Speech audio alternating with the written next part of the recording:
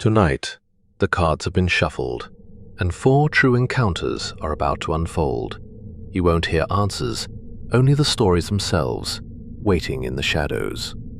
Each one is real, drawn from moments people couldn't explain, encounters they could never forget. By the end, you might wish you had never listened, because once the shadows find you, they never truly let go.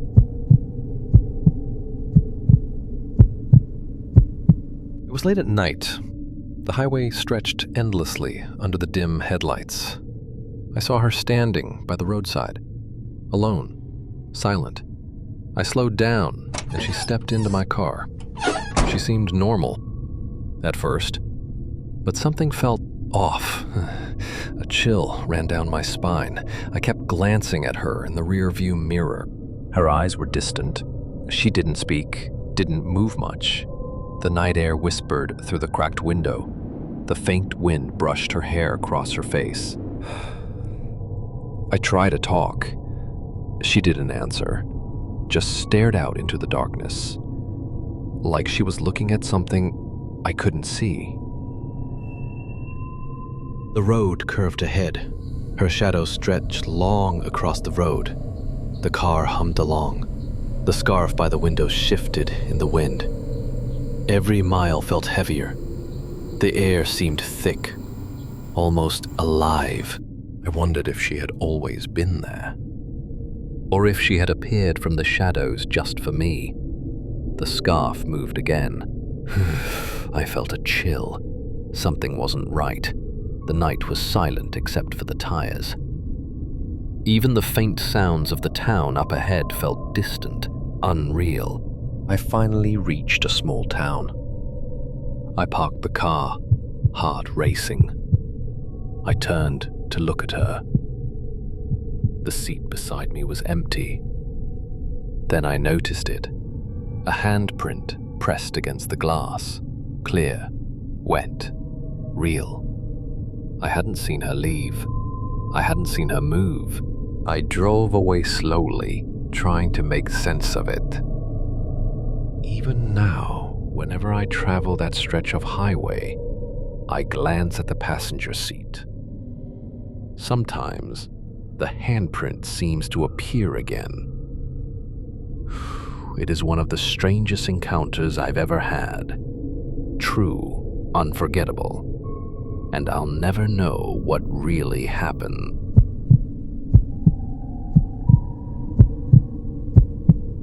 When I first moved into my new apartment, I was just relieved to finally have a place of my own.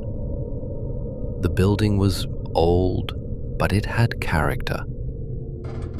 Creaking floors, narrow hallways, dim lights. It felt lived in. But on my second week there, I noticed something strange. My upstairs neighbor was constantly moving furniture around late at night. Loud, dragging sounds, over and over. One night, the noises stopped completely. At first, I was relieved, but then I realized I'd never actually seen my upstairs neighbor.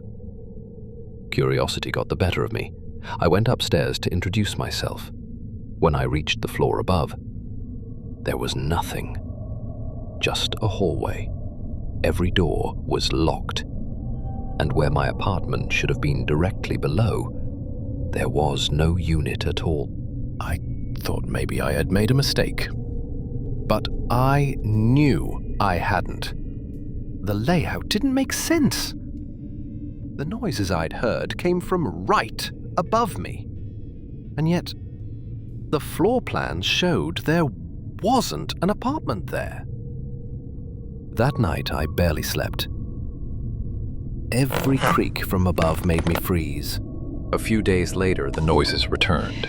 The scraping, the dragging, but louder this time. I followed the hallway upstairs again. Only this time, one of the doors that had always been locked was left ajar. I pushed it open. The room inside was completely empty. dusty wooden floors, bare walls, no furniture at all, and yet I could still hear something being dragged across the floor, but there was nothing there. As I turned to leave, I froze. Standing in the corner was a figure. It wasn't clear, like a person you can't quite bring into focus. And then, in a low, distorted voice, it said, "You shouldn't be here." The door slammed shut behind me, the lights flickered, and when they came back on, the figure was gone. The room looked normal, silent, still. But when I finally escaped and ran back downstairs, I realized something that made my blood run cold. From my apartment window, I looked up at the space where that room should have been. There were no windows, just solid brick. I never went back upstairs again, and I still hear the dragging sound sometimes, late at night, coming from the ceiling above me. Only there is no apartment there.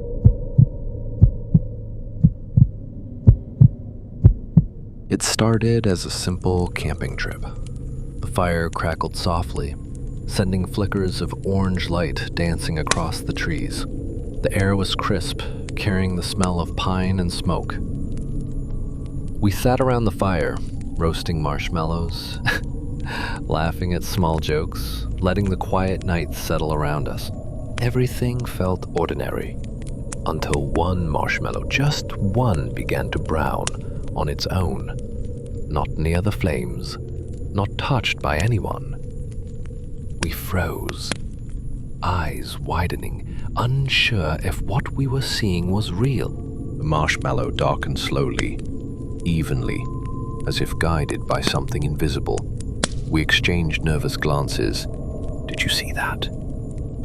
The others tried to convince themselves it was a trick of the light, but it wasn't. Minutes passed. Or was it hours? Time felt distorted. The forest was alive with sounds, rustling leaves, distant animals, but none came closer than before. And yet, that single marshmallow continued to roast. I don't understand. Someone whispered. Our voices trembled. No one moved to touch it. No one wanted to be the first. The silence stretched, heavy, broken only by the gentle snapping of the firewood. Eventually, it stopped, perfectly browned, sitting there, untouched. None of us dared to eat it.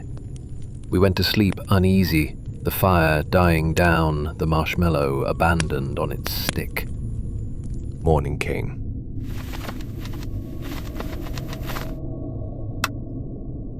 As we packed our things, the marshmallow was back to its original state, soft, pale, untouched. It was as if nothing had ever happened. We left the campsite quickly, each of us stealing glances at the fire pit, wondering, was it truly our eyes playing tricks, or had something unseen been observing us, quiet in the shadows of the trees?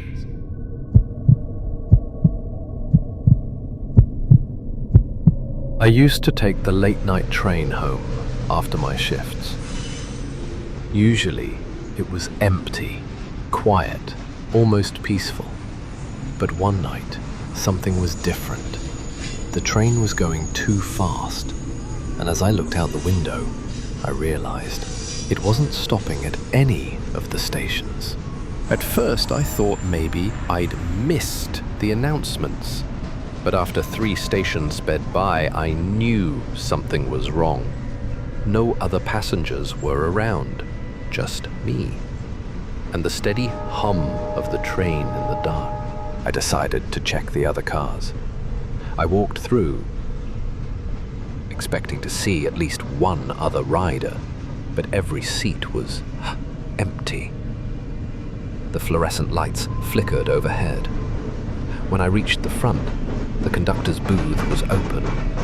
Inside, there was no one. But the train was still moving. Then, for the first time, the train slowed down. I pressed my face to the window.